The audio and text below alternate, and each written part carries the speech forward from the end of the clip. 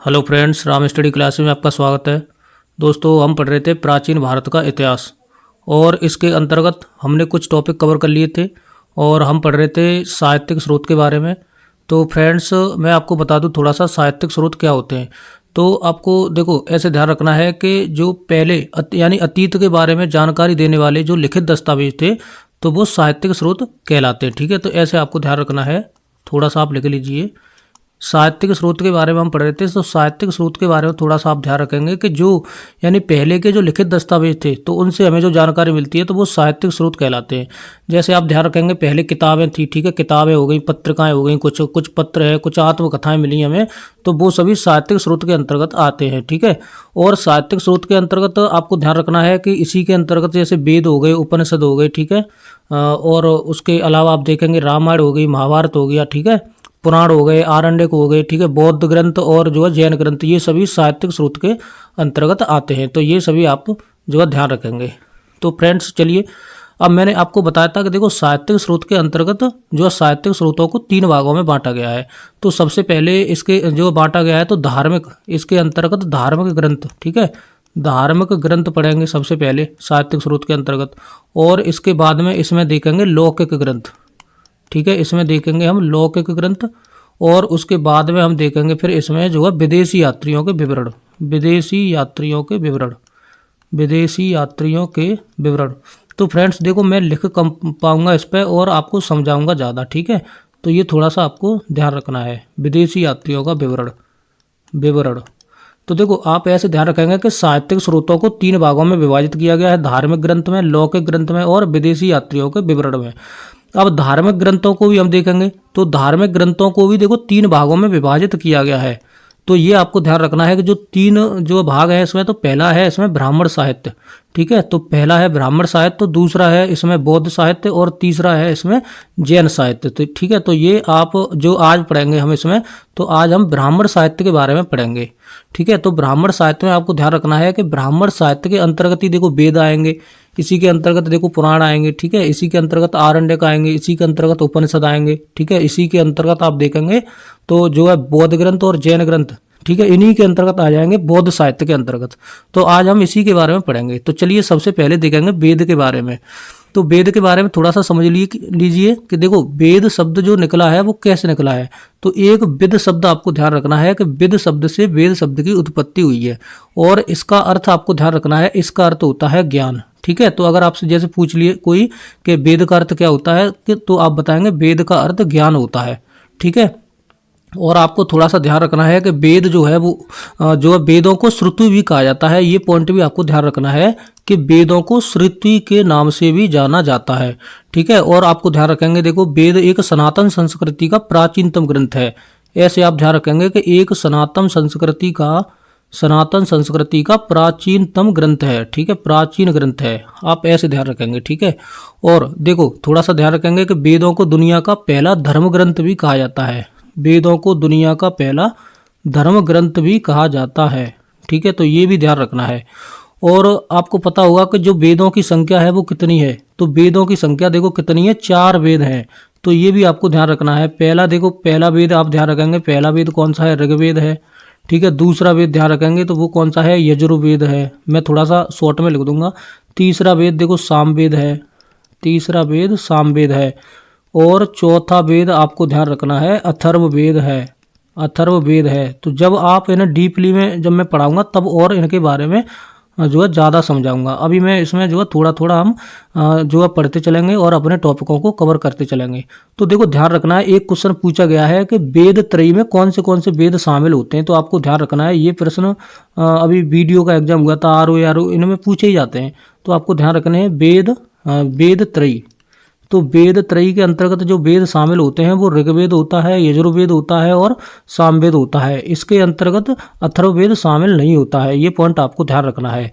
और आपको ध्यान रखना है देखो सबसे पुराना वेद अगर पूछ लिया जाए तो कौन सा वेद है, तो सबसे पुराना वेद जो है ऋग्वेद है। सबसे प्राचीनतम वेद ऋग्वेद है, ये भी आपको ध्यान रखना है। ठीक है, और देखो वेदों के अपने अपने एक उपवेद भी होते हैं, तो वो और देख लो। वेदों के सभी वेदों के अपने अपने एक उपवेद है, तो उनसे प्रश्न पूछ लिया जाता है।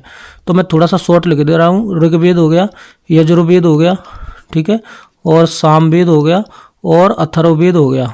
तो अगर इनके आप लिखेंगे उपवेद क्या है, उपवेद, उपवेद, तो इनके उपवेद और रख लीजिए। तो अगर देखो ऋग्वेद का आप लिखेंगे तो इसका होता है आयुर्वेद, आयुर्वेद, ठीक है, ये इसका उपवेद है। यजुर्वेद का उपवेद लिखेंगे तो वो धनुर्वेद है, धनुर्वेद बोलते हैं इसे, धनुर्वेद। और सामवेद का अगर उपवेद लिखेंगे तो उसका नाम है गंधर्व वेद, गंधर्व वेद। और अथर्ववेद का उपवेद लिखेंगे तो इसका नाम आप लिखेंगे स्थापत्य वेद, ठीक है, स्थापत्य वेद। तो ये उपवेद भी आपको ध्यान रखने हैं, ठीक है। तो सबसे आपको ध्यान रखना है, सबसे नवीनतम वेद जो है वो कौन सा है, अथर्ववेद है, और सबसे प्राचीनतम वेद है वो कौन सा है, ऋग्वेद। और ये भी ध्यान रखना है कि वेदों का जो संकलन करता, जो आपको ध्यान रखना है, उनका नाम है कृष्णद्वैपायन वेदव्यास, ठीक है। वेदों के जो संकलन करता है वो कौन है, कृष्णद्वैपायन वेदव्यास। तो ये पॉइंट भी आपको ध्यान रखने हैं। और देखो थोड़ा सा समझ लो, वेदों के कुछ ब्राह्मण ग्रंथ भी होते हैं, तो वो अभी नहीं पढ़ रहे हम, वो ब्राह्मण ग्रंथ के अंतर्गत पढ़ेंगे। तो चलिए वेदों के बारे में इतने ही पॉइंट जो है हमारे लिए काफ़ी हैं। अब देखेंगे ब्राह्मण ग्रंथ के बारे में। तो ब्राह्मण ग्रंथ ये भी इम्पोर्टेंट है, तो इसके बारे में थोड़ा सा समझ लीजिए। मैं इतना लिखा नहीं रहा इसके बारे में, आप ऐसे समझ लीजिए कि ब्राह्मण ग्रंथ जो है वो हिंदू धर्म के वेदों की व्याख्या करने वाला गद्य ग्रंथ है, ठीक है। ये आपको ध्यान रखना है कि हिंदू धर्म के वेदों की व्याख्या करने वाला एक गद्य ग्रंथ है, ये ब्राह्मण ग्रंथ बोलते हैं इसे, ठीक है। और थोड़ा सा इसमें देखो समझ लीजिए कि इनको जो है वेदों के अंग माने जाते हैं, ठीक है। जो ब्राह्मण ग्रंथ होते हैं तो ये वेदों के अंग माने जाते हैं, ये पॉइंट आपको ध्यान रखना है, ठीक है। और ये भी ध्यान रखेंगे कि सभी वेदों के अपने अपने ब्राह्मण ग्रंथ हैं, ठीक है। जैसे अब मैं थोड़ा सा और बता देता हूँ, जैसे ऋग्वेद, ठीक है, ऋग्वेद के बाद में आप लिख लीजिए जो है यजुर्वेद, ऋग्वेद के बाद यजुर्वेद, ठीक है। यजुर्वेद के बाद आप लिख लीजिए जो है सामवेद का, हम इसमें नहीं सामवेद का भी लिख लीजिए, सामवेद और अथर्ववेद, ठीक है। तो दो चारों के आप देख लीजिए, ये भी प्रश्न पूछे जाते हैं एग्जाम में। तो ऋग्वेद के अगर ब्राह्मण ग्रंथ देखेंगे तो ऋग्वेद के 2 ब्राह्मण ग्रंथ हैं, तो उनके आप नाम लिख लीजिए। एक तो ऐतरेय है, ऐतरेय, ऐतरेय, ठीक है। और दूसरा है कौशितकी, दूसरा है कौशितकी। तो ये एग्जाम के पॉइंट ऑफ व्यू से काफ़ी महत्वपूर्ण है और पूछे जाते हैं। यजुर्वेद के ब्राह्मण ग्रंथ देखेंगे तो उसका नाम वो देखो काफ़ी है, लेकिन इसमें हम 2 इंपोर्टेंट लिख लेंगे। एक तो तैत्तरीय बोलते हैं इसे, ठीक है, तैत्तरीय, तैत्तरीय। तो ये यजुर्वेद का ब्राह्मण ग्रंथ है। और एक इसी में लिख लेंगे शतपथ, ये भी कई बार एग्जाम में पूछा गया है, तो ये शतपथ ब्राह्मण ग्रंथ आपको ध्यान रखना है। अब सामवेद का ब्राह्मण ग्रंथ देखेंगे तो सामवेद का आपको देखो, सामवेद का लिखेंगे जैमिनीय, जैमिनीय, जैमिनीय, ठीक है। और अथर्ववेद का लिखेंगे तो इसका जो ब्राह्मण ग्रंथ है उसका नाम है गोपथ, ठीक है, गोपथ। तो ये आपको ध्यान रखने हैं। देखो थोड़ा सा जो रिवीजन कर लेते हैं कि जो ब्राह्मण ग्रंथ हैं उन ग्रंथों को हिंदू धर्म के वेदों की जो व्याख्या करने वाले जो गद्य ग्रंथ कहलाते हैं, और इन्हीं को वेदों के अंग माने जाते हैं। और सभी वेदों के अपने अपने कुछ ब्राह्मण ग्रंथ होते हैं। तो ऋग्वेद के ब्राह्मण ग्रंथ ऐतरेय और कौशितकी हैं, यजुर्वेद के ब्राह्मण ग्रंथ तैत्तरीय और शतपथ हैं, सामवेद के ब्राह्मण ग्रंथ जैमिनीय है, और अथर्ववेद का ब्राह्मण ग्रंथ गोपथ है। तो ये आपको ध्यान रखना है, ठीक है। चलिए आगे देखते हैं। अब थोड़ा सा देखो, ये पॉइंट हमने कराई दिया है कि हर वेद का एक या एक से अधिक ब्राह्मण ग्रंथ होता है, ठीक है। अब देखेंगे आरण्यक के बारे में। तो आरण्यक क्या होते हैं, तो आरण्यक थोड़ा सा समझ लीजिए। आरण्यक हिंदू धर्म के पवित्रतम और सर्वोच्च ग्रंथ वेदों का गद्य वाला खंड है, ये पॉइंट आपको ध्यान रखना है, ठीक है। और एक पॉइंट भी इसमें ध्यान रखेंगे कि आरण्यक जो है इनमें दर्शन और ज्ञान की बातें लिखी हुई हैं, ये पॉइंट भी आपको ध्यान रखना है। और एक और समझ लीजिए, इसमें इनको रहस्य ग्रंथ भी कहा जाता है, ठीक है। तो ये पॉइंट आपको ध्यान रखना है। अब देखो आरण्यक का मतलब क्या होता है। आरण्यक का मतलब जो होता है कि कोई जैसे जो जंगल में रहता है। आरण्यक आपको पर्यायवाची पढ़ा होगा कि ये जंगल का पर्यायवाची है, तो जो जंगल में रहता है यानी जिन्हें वनवासी बोला जाता है। तो आरण्यक का मतलब ये भी होता है, ये पॉइंट आपको ध्यान रखना है। और थोड़ा सा मैं इसमें आरण्यक के बारे में बता दूं कि जो वेदों का वह भाग जो ब्राह्मण से संबंधित होता है, जो ब्राह्मण जो ग्रंथ से संबंधित होता है, तो वो आरण्यक कहलाता है। आप ऐसे ध्यान रखेंगे, ठीक है। और ये पॉइंट आपने पढ़ लिया कि इसमें दर्शन और ज्ञान की बातें लिखी हुई हैं, तो इसमें इतना ही काफ़ी है। अब थोड़ा सा उपनिषद के बारे में पढ़ेंगे। तो उपनिषद का थोड़ा सा अर्थ समझ लीजिए। उपनिषद का जो शाब्दिक अर्थ है गुरु के समीप, ठीक है, बैठकर शिष्य जो ज्ञान प्राप्त करता है, तो वो उपनिषद होता है, ठीक है। और थोड़ा सा एक पॉइंट ध्यान रखेंगे कि उपनिषदों को जो वेदांत भी कहा जाता है, वेदांत भी कहा जाता है उपनिषदों को। और उपनिषदों की कुल संख्या आप ध्यान रखेंगे, उपनिषदों की कुल संख्या 108 मानी जाती है। उपनिषदों की कुल संख्या 108 मानी जाती है, ये पॉइंट भी थोड़ा सा ध्यान रखना है, ठीक है। और उपनिषदों के बारे में देखो, ये पॉइंट भी देख लेंगे। उपनिषदों की रचना गंगा नदी घाटी में हुई थी, ठीक है। ये पॉइंट आपको थोड़ा सा ध्यान रखना है। चलिए आगे देखेंगे। इसमें इतना ही इम्पोर्टेंट था जो हमने पढ़ लिए हैं। अब हम पढ़ेंगे वेदांग के बारे में। तो वेदांग के बारे में देखेंगे तो देखो, वेदांगों की जो संख्या है वो 6 है, ये पॉइंट आपको ध्यान रखना है। और वेदों को समझने के लिए 6 वेदांगों की रचना की गई है। तो इसमें इतना जो है आप बस इसमें देख लेंगे कि वेदांग जो 6 हैं, तो उनके थोड़े से नाम देख लीजिए। और वेदों की जो देखो, ऐसे समझ लो, वेदों के अध्ययन को आसान बनाने के लिए, यानी वेदों के हमने जो है अध्ययन को आसान बनाने के लिए इन वेदांगों की रचना की है, ठीक है। तो इसमें जो 6 वेदांग हैं उनके नाम देख लीजिए। व्याकरण है, ज्योतिष है, निरुक्त है, शिक्षा है, कल्पसूत्र है और छंद है। और ये मुख, इसमें मुख के बारे में बताया गया है व्याकरण में। इसमें नेत्र के बारे में, ठीक है। इसमें कान से संबंधित चीजें बताई गई हैं। इसमें नासिका यानी नाक, ठीक है। और इसमें हाथ और इसमें पैर। तो ये पॉइंट भी थोड़े से ध्यान रखने हैं, ठीक है। अब देखो रामायण के बारे में समझ लीजिए। तो रामायण तो आपको पता होगा कि जो रामायण जो लिखा गया है वो किस भाषा में लिखा गया था। तो सबसे पहले रामायण जो लिखा गया है, रामायण को वो संस्कृत भाषा में लिखा गया है, ठीक है। और रामायण में आपको पता है कि ये एक जो महाकाव्य है, संस्कृत भाषा में लिखा गया एक महाकाव्य है। और इसमें भगवान राम की गाथा जो है बताई गई है, भगवान राम की गाथा जो है सुनाई गई है, ठीक है। ये पॉइंट भी आप ध्यान रखेंगे। और इसे आदि काव्य के नाम से भी जाना जाता है। आप ऐसे लिख लेंगे, रामायण को आदि काव्य भी कहा जाता है, ठीक है। और रामायण जो लिखी है वो किसने लिखी है, तो वो वाल्मीकि द्वारा लिखी गई है। वाल्मीकि ने इसे लिखा है, ठीक है। और रामायण में आप देखेंगे तो पहले इसमें कम श्लोक थे, फिर बाद में और बढ़ा दिए गए हैं। तो इसमें लगभग आप देखेंगे तो इसमें लगभग जो है 24,000 श्लोक हैं। रामायण में लगभग 24,000 श्लोक हैं, ठीक है। ये भी आपको ध्यान रखना है। और एक पॉइंट भी ध्यान रखेंगे कि रामायण में जो कांड है वो कितने कांड हैं। तो ये प्रश्न कई बार पूछा गया है कि रामायण में कितने कांड हैं, तो 7 कांड हैं, ठीक है। 7 कांडों में बांटा गया है। और 7 कांड कौन से हैं, तो वो समझ लीजिए, इंपोर्टेंट प्रश्न है। तो सबसे पहले तो देखो बाल कांड आपको ध्यान रखना है, बाल कांड है इसमें। दूसरा आप ध्यान रखेंगे इसमें अयोध्या कांड है, अयोध्या कांड, ठीक है। तीसरा ध्यान रखेंगे इसमें अरण्य कांड है, ठीक है। अरण्य जो वन में गए थे राम, तो उसका वर्णन किया गया है, अरण्य। और चौथा देखेंगे तो वो है किष्किंधा, किष्किंधा कांड है, ठीक है। किष्किंधा आप ऐसे लिख लीजिए, किष्किंधा, ठीक है। किष्किंधा यानी जहाँ पर सुग्रीव से उनकी भेंट हुई थी, तो किष्किंधा कांड है। फिर सुंदर कांड है, ठीक है, सुंदर कांड। उसके बाद में इधर नीचे लिख लेते हैं 6वां। तो सुंदर कांड के बाद है फिर जो लंका कांड, 6वां लंका कांड है। और 7वां देखेंगे तो वो जो है उत्तर कांड है, उत्तर कांड। तो ये भी आपको ध्यान रखना है कि रामायण को 7 कांडों में बांटा गया है। 7 कांडों के नाम देखेंगे, बालकांड, अयोध्या कांड, अरण्य कांड, ठीक है, किष्किंधा कांड और सुंदर कांड और लंका कांड और उत्तर कांड। तो ये 7 कांड आपको ध्यान रखने हैं, इंपोर्टेंट हैं एग्जाम के पॉइंट ऑफ व्यू से। अब थोड़ा सा देखो और समझ लीजिए, इसमें जो प्रश्न पूछे गए हैं। तो सर्वप्रथम 12वीं शताब्दी में यानी 1200 ईस्वी की बात है, तो तमिल में एक रामायण का अनुवाद किया था, ठीक है। रामायण का देखो कई बार जो है हिंदी में भी अनुवाद किया गया है, फारसी में भी अनुवाद कराया है संस्कृत से। तो तमिल में जो रामायण का अनुवाद किया है वो कंबन ने किया है, ठीक है, कंबन ने। और इसका नाम जो दिया है वो ईरामाव तारम, ठीक है। ये आपको ध्यान रखना है, ईरामाव तारम, ठीक है। तो ये नाम दिया गया है जो तमिल में इसका अनुवाद करके।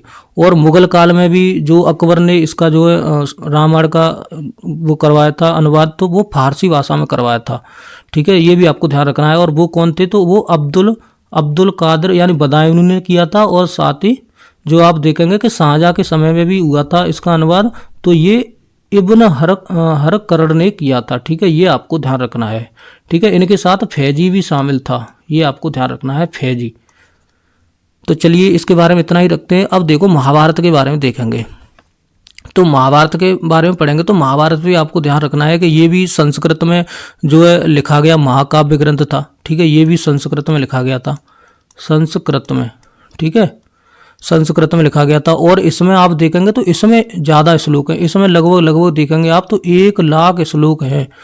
ठीक है, और ये तो आपको पता होगा कि जो महाभारत ग्रंथ लिखा गया है ये कौरवों और पांडवों के बीच जो युद्ध हुआ था तो उसी के बारे में इसमें वर्णन है। ठीक है, तो आपको थोड़ा सा ध्यान रखना है कि महाभारत में ही, जैसे ये हिंदू धर्म का पवित्रतम ग्रंथ है, दोनों ये रामायण भी है और महाभारत भी है।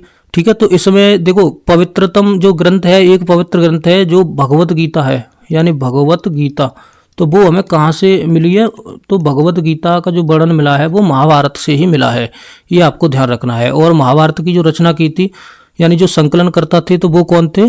तो वो वेद व्यास थे। ठीक है, वेद व्यास। तो महाभारत को वेद व्यास ने लिखा था, आप ऐसे समझ लीजिए।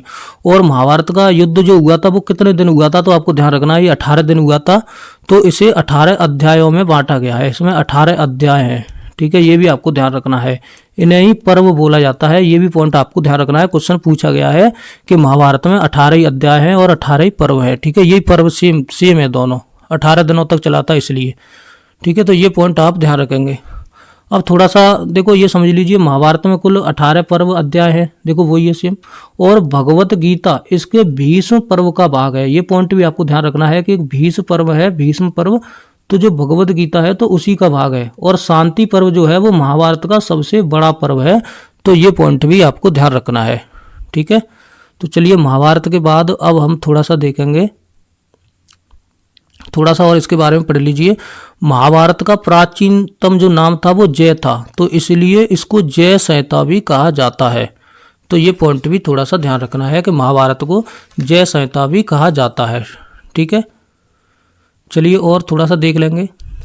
देखो जो माधव कदाली ने असमिया में महाभारत का अनुवाद किया था, ये पॉइंट भी ध्यान रखना है कि असमिया भाषा में भी अनुवाद हुआ है, तो वो माधव कदाली ने किया है। और थोड़ा सा देखो, अभी हमने ये पढ़ाई था कि महाभारत का फारसी में अनुवाद हुआ था, तो वो अकबर के जो समय रजमनामा नाम से हुआ था और अब्दुल कादिर बदायूनी ने किया था। ठीक है, तो ये आपको ध्यान रखना है कि एक रजमनामा नाम से इसका जो है अनुवाद हुआ है। और रजमनामा जो इसका अर्थ आप ध्यान रखेंगे कि रजमनामा का जो अर्थ होता है वो युद्ध की पुस्तक। ठीक है, ऐसे आप ध्यान रखेंगे, युद्ध की पुस्तक। तो इसका जो वर्णन हुआ है वो किस में हुआ है? तो वो फारसी भाषा में हुआ है। और किसके समय में हुआ है? तो वो अकबर के समय में हुआ है। ये पॉइंट आपको ध्यान रखना है। अब थोड़ा सा देखो पुराण के बारे में पढ़ लेंगे। पुराण, तो पुराण आपको ध्यान रखने हैं, जो पुराणों की संख्या है वो कितनी है? पुराणों की संख्या 18 है। ठीक है, और एक पॉइंट आप ध्यान रखेंगे कि पुराणों को वेदों का जो विस्तार रूप माना जाता है। पुराणों को ही वेदों का विस्तार रूप माना जाता है, वेदों का विस्तार रूप माना जाता है। ठीक है, तो ये पॉइंट आपको ध्यान रखना है। और जो पुराणों की जो रचना की है वो लोमहर्ष, ठीक है, लोमहर्षक एक ऋषि थे और उनके पुत्र थे उग्रश्रवा। तो इनने जो है पुराणों की रचना की है, ये पॉइंट भी आपको ध्यान रखना है। और थोड़ा सा देखो पुराणों के बारे में पढ़ लेंगे, कुछ पॉइंट और हैं। तो इसमें शिशुनाग वंश से लेकर गुप्त वंश तक के इतिहास की जानकारी मिलती है पुराणों के अंतर्गत। और इसमें आप देखेंगे कि सबसे पुराना जो पुराण है वो कौन सा है? तो वो मत्स्य पुराण है। ये प्रश्न पूछा गया है कि सबसे जो अधिक प्राचीन पुराण कौन सा है? तो वो मत्स्य पुराण है। ठीक है, और देखो ये पॉइंट हमने पढ़ लिए थे कि वेद त्रयी के अंतर्गत कौन से वेद आते हैं? तो ऋग्वेद, सामवेद और यजुर्वेद आते हैं। और थोड़ा सा देखेंगे, देखो प्रस्थान त्रयी के अंतर्गत कौन कौन से जो चीजें आती हैं? तो उपनिषद आते हैं, ब्रह्मसूत्र आते हैं और गीता को प्रस्थान त्रयी कहा जाता है। तो ये पॉइंट भी आपको ध्यान रखना है। ठीक है, तो चलिए अब इसके बाद में हमारे जो बौद्ध साहित्य पढ़ेंगे हम, इसके बाद में हम बौद्ध साहित्य और जैन साहित्य, ठीक है, और कुछ चीज़ें बाकी हैं उनके बारे में हम पढ़ के जो हमारी अगली क्लास में हम ये चीज़ें पढ़ेंगे। तो आज की क्लास में हम इतना ही रखते हैं, तब तक के लिए आप अपनी क्लास का रिवीजन करते रहिए। ठीक है, तो चलिए आज इतना ही रखते हैं। वीडियो देखने के लिए धन्यवाद। जय हिंद, जय भारत।